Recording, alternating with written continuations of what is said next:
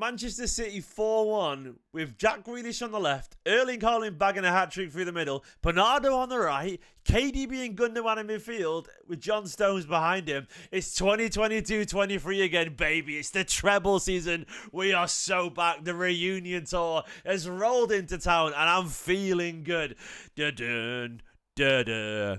It's feeling good, the song, feeling good. Anyway, welcome back to another video. City have just beat Ipswich 4-1, and I'm very, very happy. I really enjoyed that game of football. Quite literally a game of two halves, of course, it always is. That's how football works. But there was different narratives from both halves of that game, and I'm going to talk about all that today, and I really, really enjoyed it. I would like to say, if you are watching live, you got a very special job. Get your match rating, get your thoughts in the comments below, and of course, give the video a like if you're watching right now. If not, if you're watching after, give the video a like once again. Subscribe as well if you are new to the channel. It does help and mean the world to me, because there's so much to talk about over the next few days as we look at Manchester City's fixtures. And I'm in a really good mood, lads. A really good mood, because I enjoyed that. Hello to Asiku, Tone, Matt and Scott and Drew in the chat as well. You absolute legends.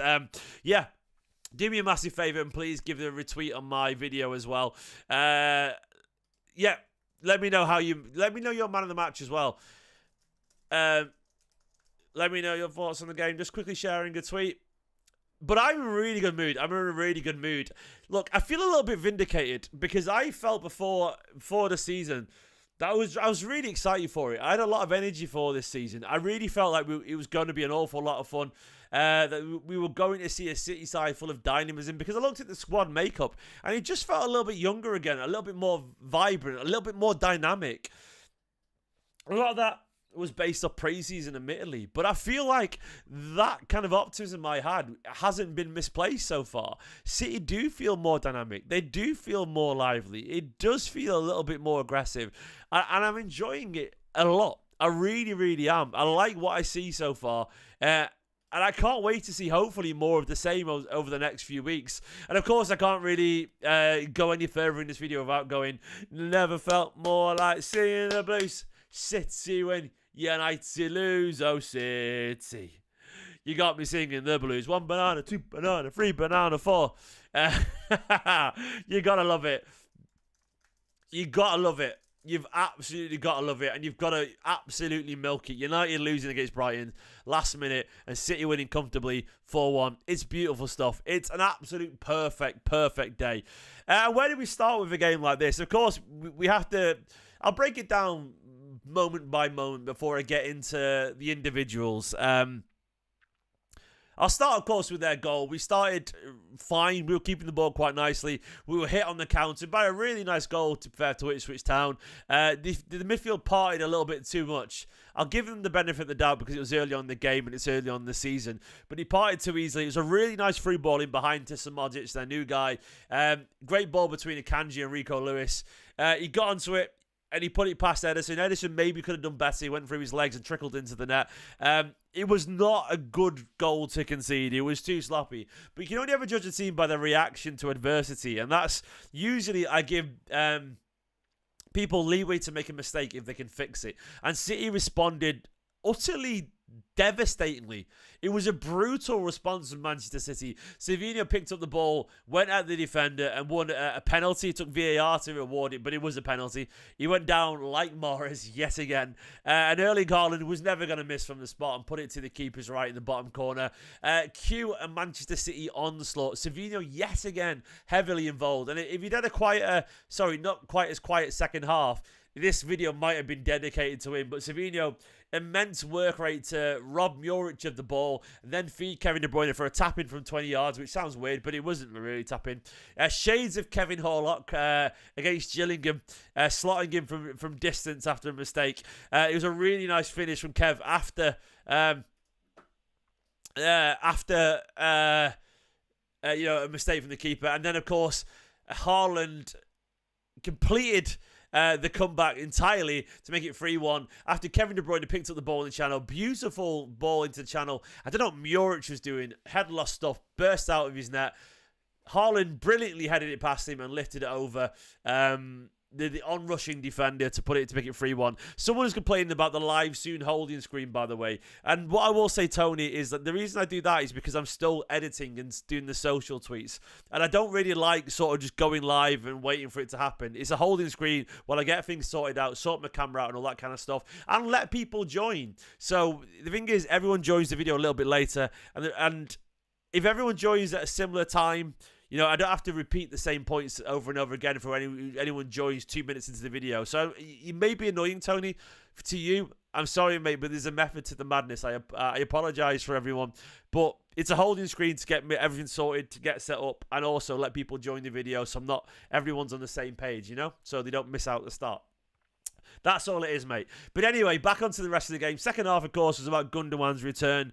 It was about Ipswich finding a little bit more confidence. They slowed it down in the second half. Kovacic got a knock and went off. We don't know how serious that is. Fingers crossed it isn't serious at all. We will find out. But then, of course, Guardiola decided to get the band back together and repeat the 2022-23 season.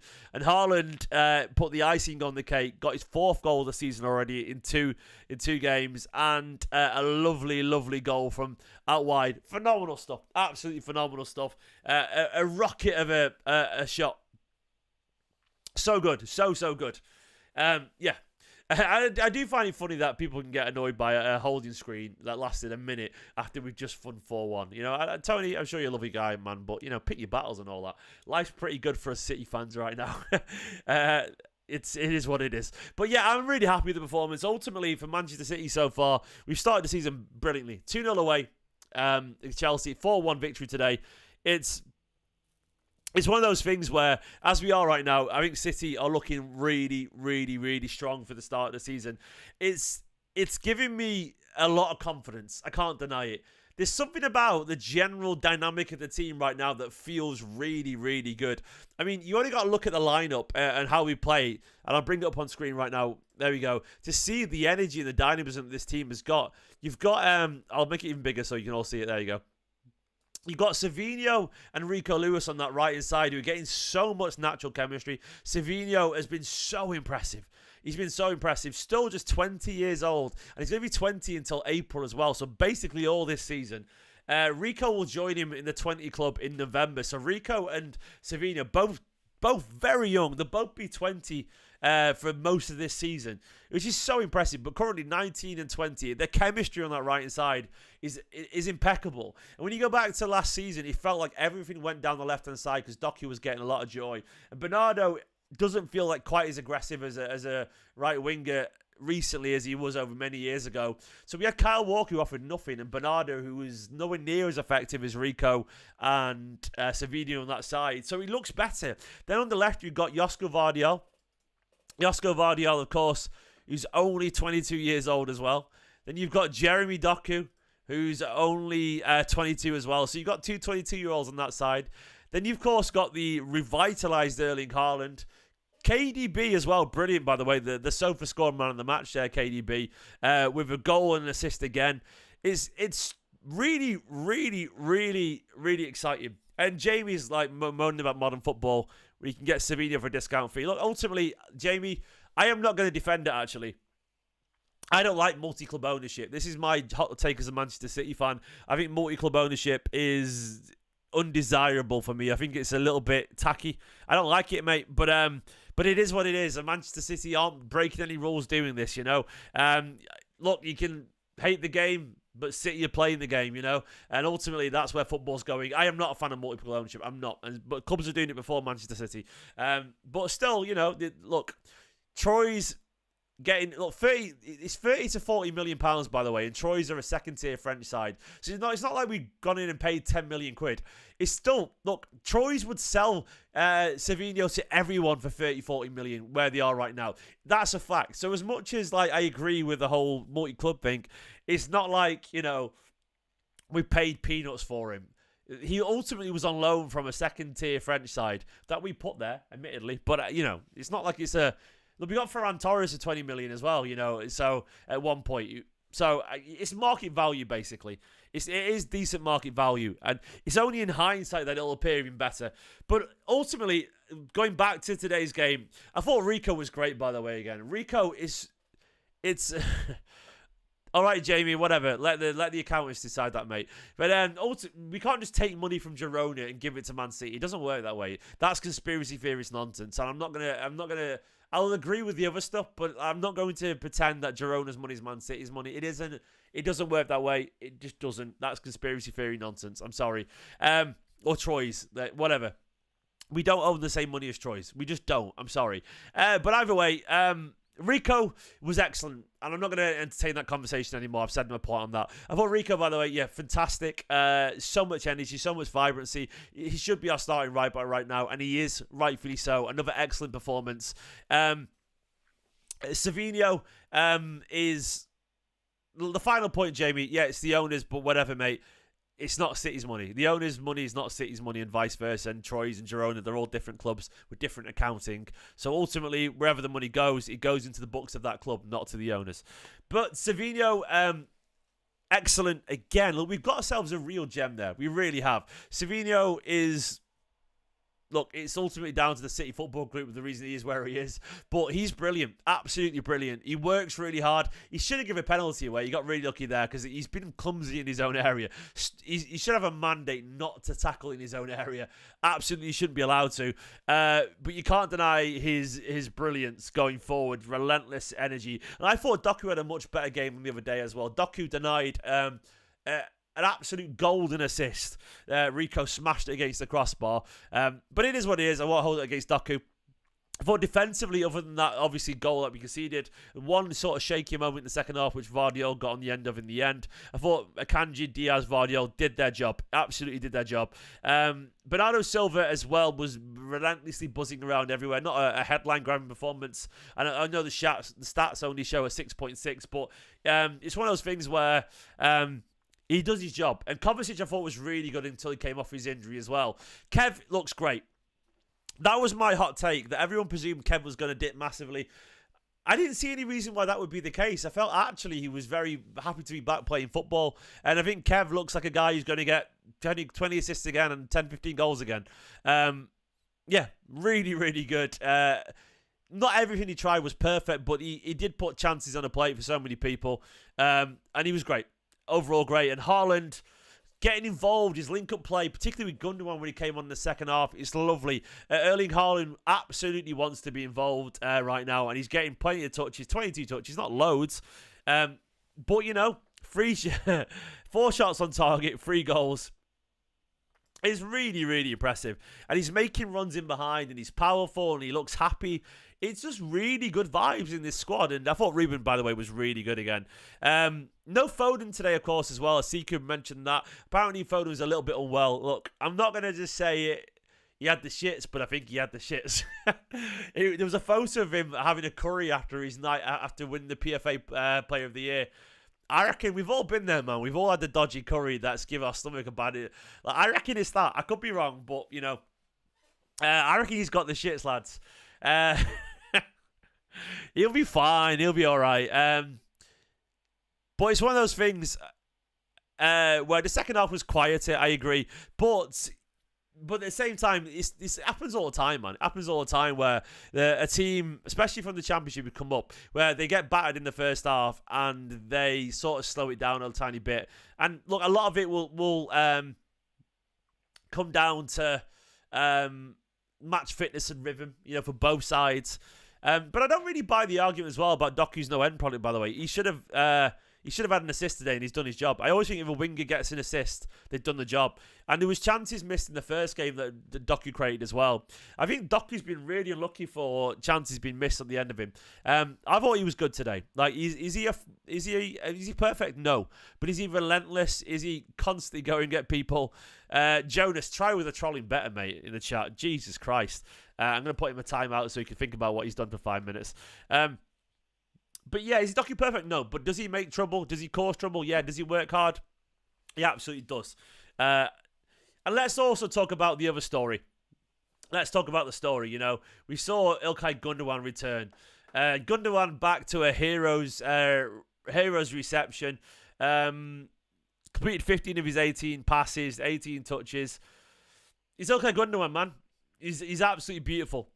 wasn't perfect. A couple of nice little link-up play around the edge of the area, but Gundogan back in this City team, it's beautiful. It's beautiful stuff. McAtee got a few minutes. Nunes did. Jack Grealish came on, got booked for a foul against him, which was crazy. Yeah, wild. Is there a wing in the world, by the way, who isn't inconsistent with the final ball? Like, the final ball is the hardest thing to do in football. Kevin De Bruyne made multiple final balls sloppily today. I'm not saying Docu's anywhere near that level, but I think we've got a narrative around Docu, which I think is a little bit harsh. It's been over-egged. I think it's been over-egged, you know. I don't think he dived. He got caught. Maybe I'm wrong there. But Stones came on midfield as well. But basically, where we're at right now with this team is I'm really happy with it. I think the team looks really good. The XG was good today, 3.15 to their 0.23. Big chances created 5, 14 shots to their 1. I think we're in a really, really nice place, and I'm feeling very confident about the rest of the season. I think when you bring Oscar Bob back into the fold, Rodri, Phil Foden, look, the squad looks strong. It looks varied. It looks youthful. It looks vibrant. The dynamics shifted a little bit. I like it a lot. I really do like it. Guys, 200 people watching, by the way. Can you do me a massive favour and give the video a like? Let's get to 115 likes to boil some piss always. And let's get the likes up. Yeah, subscribe. It's really appreciated. It's one of those things where the squad is looking youthful. I think the resurgence in form of Rico Lewis as he goes up a level. I think the find of Savinho. I think Haaland looking like first season Haaland with a confidence and a buoyancy to his step. The return of Gundogan, the versatility of him. Kovacic going up a level, arguably, as well, because he's so confident now. I'm expecting even greater things from Akanji again. I really am. I think Akanji's brilliant. Guardiola will be better for his second season. I think Bob will come back and be great as well. I think we're in a really good spot, you know. Let's see how Arsenal get on today as well against Aston Villa. Where is that at, by the way? Is it at the Emirates? It's away. Okay, it's away, which will be interesting. Come on, Villa. You know, Villa Park is not a place easy to go to. You know, it's at Villa Park, which I'm very happy about. But I think we're in a good place. I still feel we need a striker. I can't deny it. I feel like we need a backup striker. Look, Gundogan and McAtee and Foden and all that lot, let us play a false 9. But ultimately, the squad is feeling good, and I'm feeling very confident about it. I think the dynamics are really good right now. And when you see, look, City, look, I mean, there's the story of the game there. They had a few minutes here and there, Ipswich, but City, I actually feel like the second half that people said was really flat was, especially the last 20 minutes, I thought City were really good. I think we killed the game really naturally. We kept the ball really well. We worked the channels really nicely. There was a real mature display against an Ipswich side that were not bad. They weren't great, but they weren't bad. And I don't know, man. I'm happy. I'm happy where City are right now. It's one of those things where I feel like we're in a really good spot. And the story around City right now, I like it. Gundogan's return brings a real feel-good factor to the City side. It brings an experience. It brings a maturity. I'm expecting Jack to be really up for this season after last year when he was nowhere near his level. I thought, yeah, look, I want Jack to do more. I think we'll get more from Doku. I think we'll get more from Savinho. I think we'll get more from Haaland. I think we'll get way more from De Bruyne because he'll be available much more. Foden will hopefully kick on again, playing through the centre. Kovacic will, look, I am confident. I'm really confident. I've got a feeling as well, Rico Lewis's resurgence could also bring the best out of Kyle Walker, hopefully. Maybe it won't do. If not, we just watch Rico Lewis be brilliant again, you know. We're in a good spot. We're in a good spot. And I don't think a lot of City fans have realised this. We've sleepwalked our way into the new season because we've been obsessed with the idea of transfers and replacing certain people. But I think the dynamic of the squad has shifted a little bit. It feels young. It feels energetic. It feels like we're in a good spot right now. And I've got a feeling this City side is going to do some good things, you know. And all this without Rodri. All this without Foden as well. All this about Oscar Bob, our best player in pre-season, Pedro. I'm happy, man. I'm happy. 4 goals already as well, by the way, for Erling Haaland. I mean, come on, mate. Erling Haaland looking good. Brighton top of the table there after beating Man United. Blues at the top of the table there. Come on, Villa. Look, I know it feels weird to be looking at our rivals already, but any points dropped to City look really impressive. You'll take it right now, won't you? Hef Sterling, I have no idea, mate. It feels like right now, Hef, they're using former players a lot more, so fans aren't involved quite as much, but we'll see. Who knows, man? Fingers crossed they'll be involved at some point, Hef. We will see, my friend. I'd love to be on the City show again. Will we go for Tony? No chance. I don't want Tony at Man City either, personally. I don't think Tony has the experience or the maturity to accept being a rotation player. Maybe I'm wrong. We will see, but I don't crave it personally. Maybe I'm wrong there, but I don't really like Tony personally. That's just my take, but I'm not really a fan of Ivan Toney. I think he's a bit of a knobhead. Great player, but a bit of a knobhead, you know. I'm just checking where the wife is, if she's nearly home. She's been out with Ruben. McAtee played false 9 today, and a lot of people will talk about McAtee not getting many minutes. There's this tendency to get obsessed with the idea of players needing minutes immediately. I do feel that McAtee, look, he's been away for a couple of years playing first team football. Guardiola said the other day that everyone is going to get their game time right now, and I feel like they will do. Yes, he's very much in the comes on when we're comfortable territory, but that can very easily change with injuries. It can very easily change if you have a good cameo. Do not get down on McAtee. The fact that he's already got some minutes, I'm fine with that. If he gets Oscar Bob levels of minutes from last season, it's not a lot, but ultimately you've got to prove yourself as a Manchester City player, and he should be involved. He should be around, and I'm fine with that, man.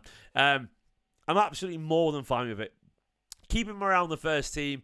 Get him on the pitch when we can. Get him in the Carabao Cup. Give him the odd FA Cup start, and we'll see how he goes from there.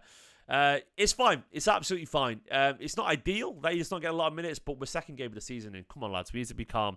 It is what it is. He's already started the Community Shield as well, don't forget. He started the game and he's come off the bench for 1 out of 3 games so far. It's not too bad at all.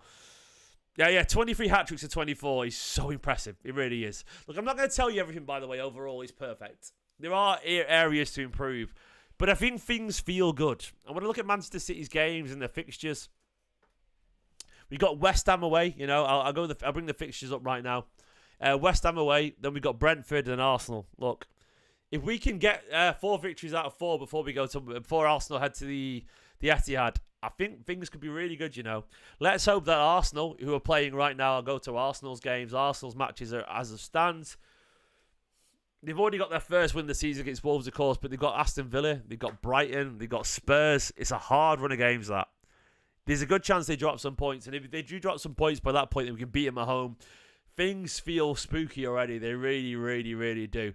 Guys, 4-1. Haaland's got 4 goals already in the Premier League. Gundogan is home. Savinho looks like a superstar. He's got his assist. De Bruyne already. De Bruyne already looks really good. You know, you will take it, won't you? You will take it indeed. Assist, De Bruyne's got 1. Savinho's got 1. Bernardo's got 1. Haaland already on 4 goals from 1.9 expected goals. That is really, really impressive. Rico up there with the XG as well. He should have scored already, arguably. I'm not going to leave it there. I'm going to go see my son who's just got back from a day out with the wife as well. So I'm going to go and chill. I can hear Nicola pulling in right now. She's been shopping with Ruben. Guys, I love you all loads. In a bit, City top of the table. United losing. Everything is good. Rico looks great. In a bit, bye-bye.